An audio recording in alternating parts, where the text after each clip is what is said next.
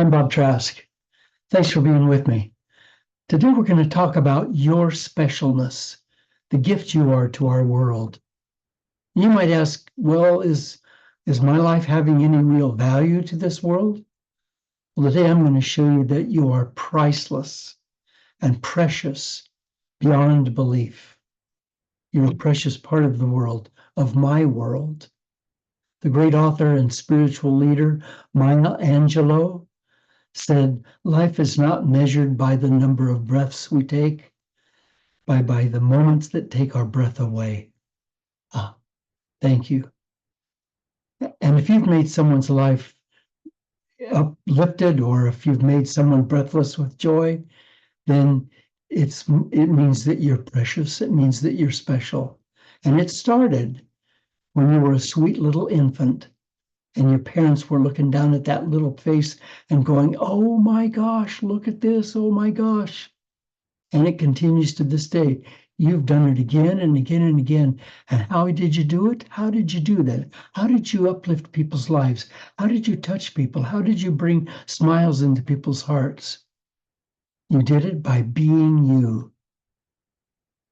Just by being you, you have a value to this world, and you can't help it because you're a precious part of the human family, and the very fact that you're here is making a difference in our lives. So stick with me, because we're going to dig deeper into this. We're going to see some other avenues of this that I think you're going to be really surprised and fascinated by.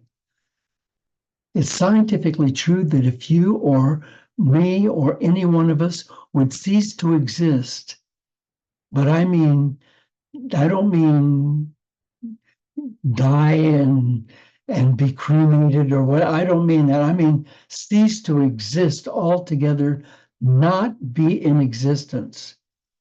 If that could happen, this universe and all in it would blink off and be gone. That's you. If you ceased to exist, this universe would blink off and be everything in it would be gone. That's how valuable you are. You're not an extra in this movie. You are a main player. You hold this whole thing together. We think of this as a huge 8,000 piece or 108,000 piece jigsaw puzzle, and here you are as one piece. Without that piece, the puzzle doesn't come together. And this is more important than just a flat map or a flat puzzle on a table. This is very different because we're all hanging together on each other. It's the electromagnetic force that's pulling us together, that's holding us together. So you can't leave. You can't blink off, because if you do, we're all gone. And those unique gifts that you have, oh man, you've got a bunch of them. You don't even know what they are. Oh, I know, if you're a woodworker, you think, oh, well, it's my woodworking. Or if you're a painter or a school teacher or an industrialist or a business owner or a cook or then you think that you know the unique gifts that you have, but you don't. Did you see the music like Water for Chocolate or Chocolate? There's a message in there that what you put into the food comes out in people's lives. And what you put into anything comes out in people's lives. If you carve a little wooden horse and give it to a little child, it's not just a little wooden horse. It's not just a little horse made out of wood. It's you. You're in that. If you cook supper for people and put it on the table, it's not just food. You're in that.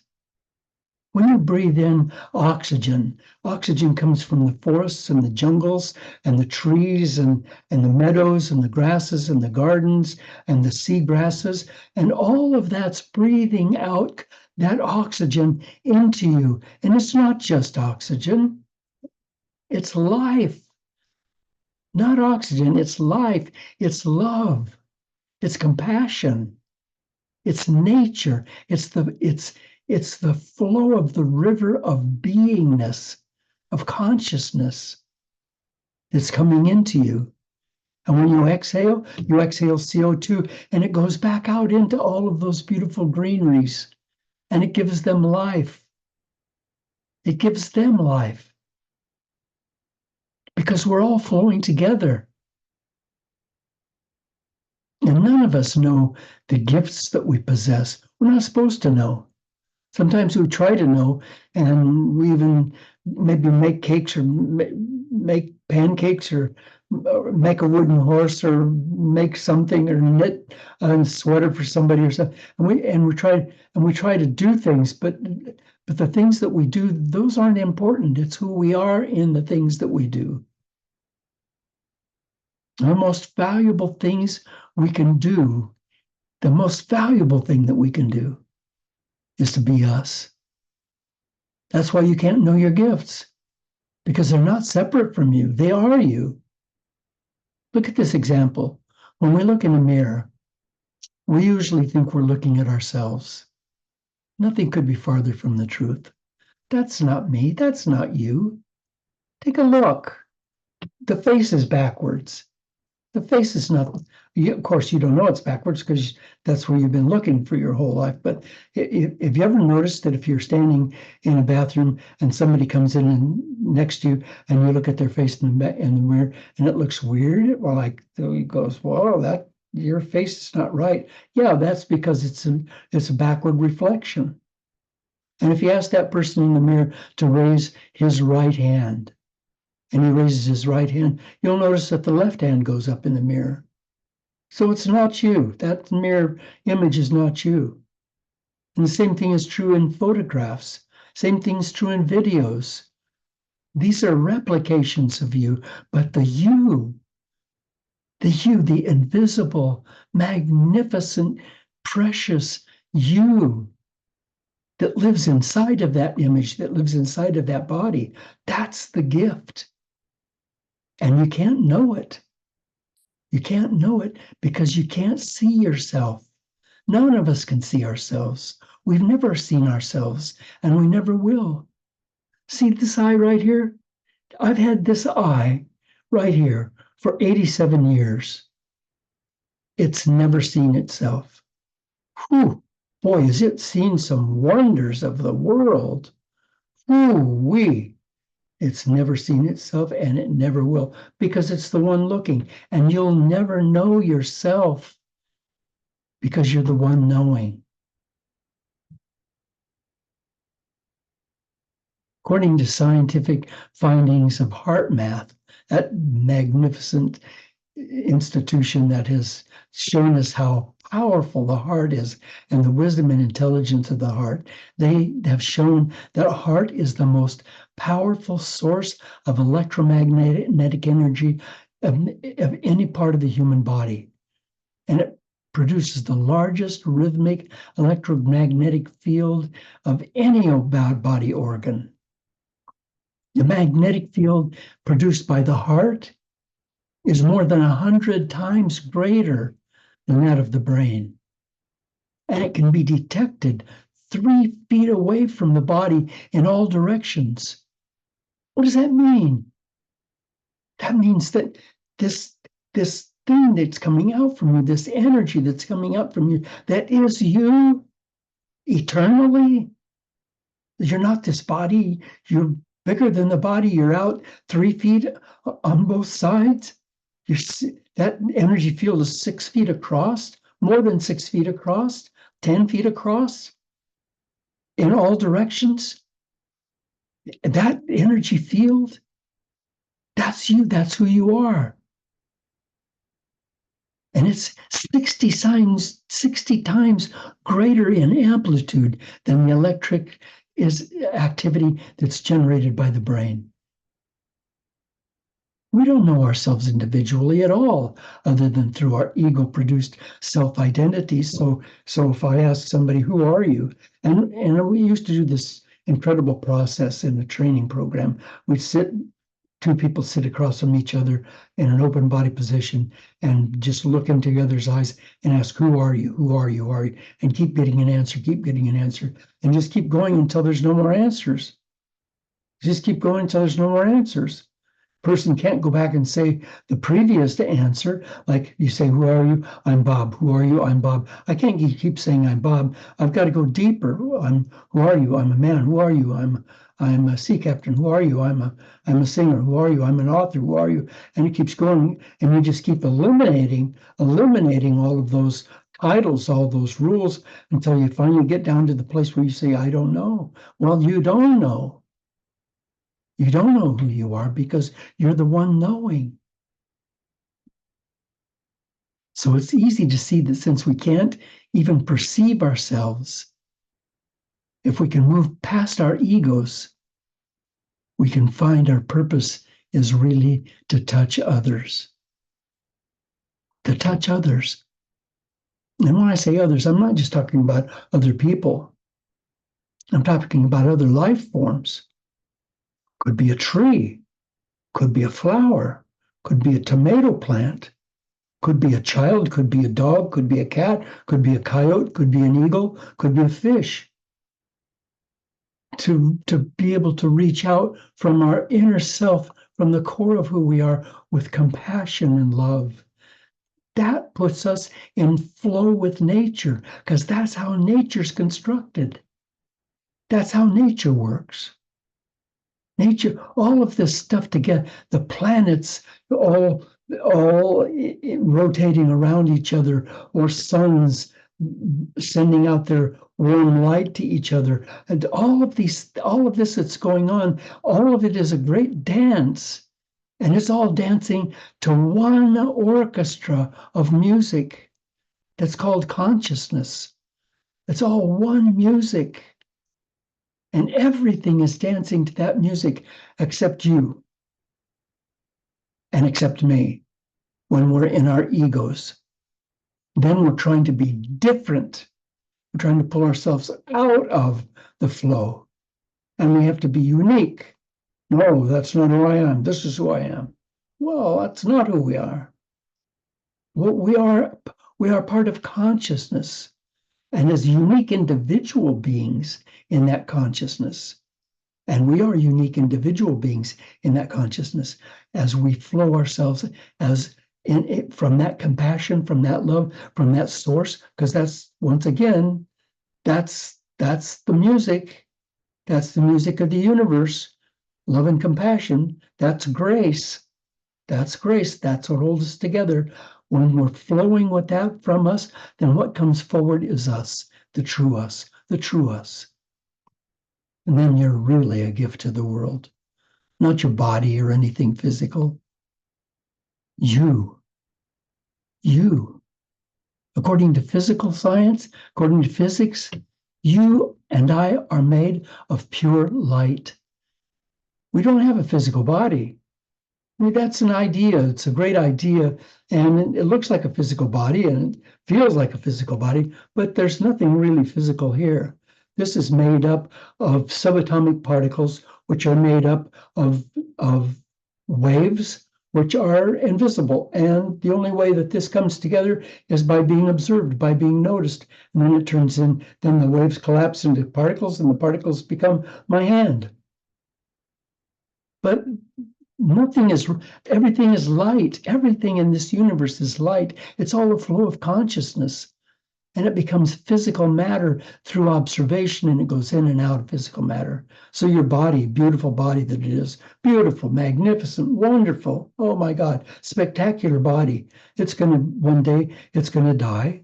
And then it's going to disappear back into the rest of the particles of this earth, and it'll become dust or smoke or whatever. But it's just going to go away. But you will never go away. You will always be here. The you that is here will always be here. So if that's true, and it is true, then wouldn't it be cool for us to start acting like that today? Acting like today that we are real, that we are light, that we are compassion, that we are love, that's the only business we have. that we don't have any other business on planet Earth other than just to emanate that self and have an effect on other people and have effect on trees and plants and flowers and skies and clouds and wind and rain and tides and oceans and great blue whales and dolphins and sparrows and hummingbirds. And that's who we are. We're part of the flow. So can we just start flowing? Stop thinking of our bodies as matter, because these earthly vehicles are only here for us to have for a little while as rays of light. They're rays of consciousness. And the way we and other life forms connect with each other in this universe, love and compassion. And of course, those are only words, love and compassion. What's important here is what they mean. They may cause certain emotions, love and compassion, but they're not themselves emotions. They're communication. They're the way we touch each other, the way we touch the universe, the way we allow nature to touch us, the way we get our health back. I've had so many thousands of people in seminars all over the world who've come to the seminars or come to me with serious, sometimes life-threatening health situations. And quite often those cleared up. I didn't heal them. I'm not a healer. I didn't heal anybody. They healed themselves. What happened is that they stopped doing and having and started being. They stopped doing and having and they started being. And then from that being came doing. The doing didn't come first. They didn't say, I think I'll make a cake and then that'll be who I am. No, who I am will make the cake, and the cake will carry who I am. And the people who will eat the cake will feel my energy and my joy and my love. So the gift you give to my world is not one you can see, and it's not one you'll ever see because it's invisible. It's you. It's you. The seeing eye can see all but one thing. It cannot see itself. And the great inspirational speaker and author Bryant McGill said, "You will be blessed the moment you realize you already are."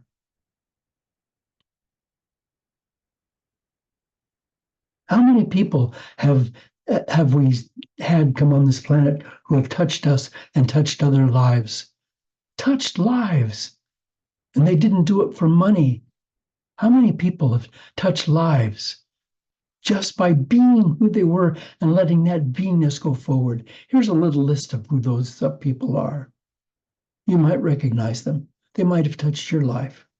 Jesus, Plato, Aristotle, Socrates, Gandhi, Mother Teresa, Florence Nightingale, Abraham Lincoln, William Shakespeare, Martin Luther King, Nikola Tesla, Albert Einstein, Mozart, Beethoven, Van Gogh, Rosa Parks, Anne Frank, Alexander Solzhenitsyn, Leonardo da Vinci, Thomas Edison, Nelson Mandela, Helen Keller, and the Canadian achievers Tommy Douglas, and Viola Desmond. The thing that's remarkable about all of these people who so blessed our lives and the lives of people forever is this: not one of them was wealthy. They'd spend their lives in the great American competition trying to accumulate money. What would their value have been to the world? What would their value have been to the world? So let's try to recognize what makes us unique. Let's try to recognize what makes us special. And we can see it by the effect we have on others. So if you plant a garden, do you just plant a garden and walk away? Or do you plant each plant and say, there, now you're in your bed and you're welcome here and I love you. Please know that I'm putting my love into you. And then we look back at that garden, and as it grows, we see ourselves growing in that garden. Then we must see ourselves as our results. Let's observe how much we touch others. and what effect we have on them and on the world around us. There was a guy named John, and he failed at his business, and he was in New York, and he was walking along the street, and it was winter, and it was cold, and it was snowing, and it was miserable, and he was miserable, and he saw a guy huddled up on the corner of the street, and he was shaking, and he walked over to the guy, and he said, "I wish I could help you, but and he reached in his pocket, and he had $1. He said, "That's all I got. I got $1. That's all I've got. I'll give you my dollar." The guy said, "Anything helps. Thank you very much." Then John went into a little cafe nearby, and he used his credit card to buy a cup of coffee. And he went and sat down. And he was just miserable. Went and sat down, and a very well-dressed guy came in, bought a cup of coffee, and came over and sat down at his table. And he said, "Excuse me?" He said, "Yeah." He said, "I saw what you did with that old man on the corner." And he said, I overheard that you were giving him your last dollar." And he said, "You know what? I own a company." And it turned out that this is one of the biggest, most expensive companies in the country. And this guy said, "I'm always looking for somebody who has your kind of energy. So I'd like to offer you a job." And the guy's now making a lot of money, and he's in a really great position. The famous rock musician, Melissa Eldridge, wants to remind us that you are more powerful than you know. You are more beautiful than you know. You are beautiful just as you are. A woman who was feeling really blue that I know stopped in a coffee shop, and she was just feeling crummy. I mean, it's just things weren't going well for her, and she had a bad morning, and the woman behind her paid for her coffee. When she started to pay for her coffee, the woman behind her said, "I've already got that." And she said, "Well, why would you buy my coffee?" And she said, "We need to remind each other that we care."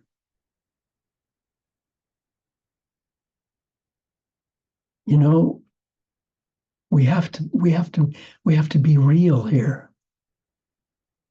Some people might say, "Well, I'd like to help others. I'd like to reach out, but I'm having a really tough time. I've got a lot of challenges going on here. This is not easy for me." Well, when we cut ourselves off from the source of nature, from the source of love and compassion, by not giving ourselves out, we're the ones that suffer.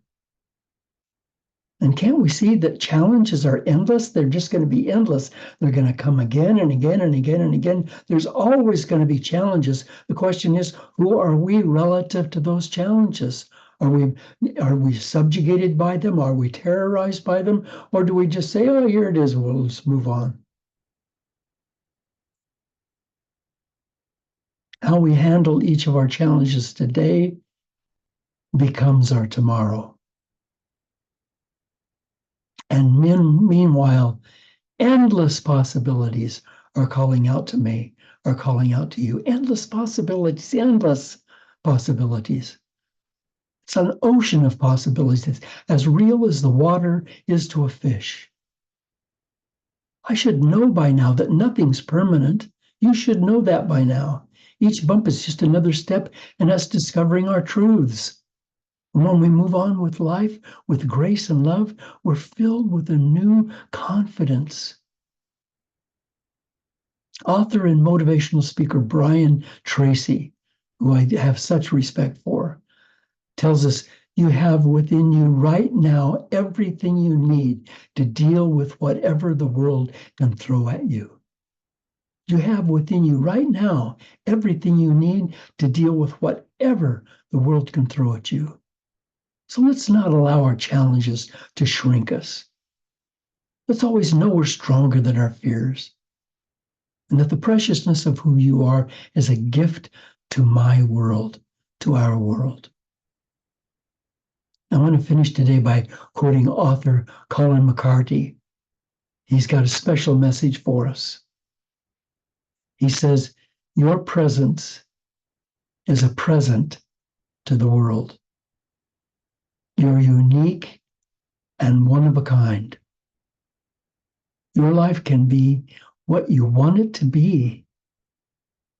Take the days one at a time and realize that it's never too late to do ordinary things in an extraordinary way.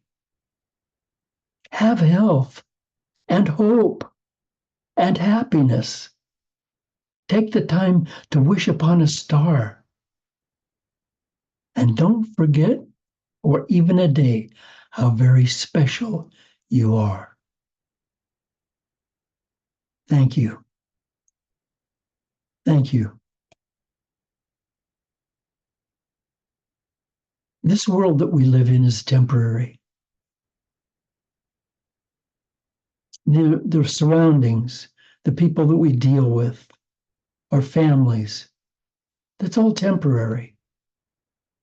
What's not temporary is you, the real you inside of that, the real you.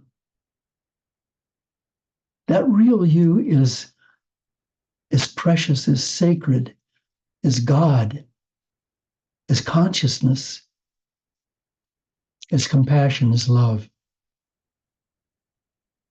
And if you're willing to get yourself out of the way, and if I'm willing to get myself out of the way, and if we're willing to get our egos out of the way, our identities of who we think we are, and stop trying to be something unique and special, and just be love and compassion, then the reality of who we are, the unique individuality of who we are, is able to shine, is able to come forward and bless and touch the world around us.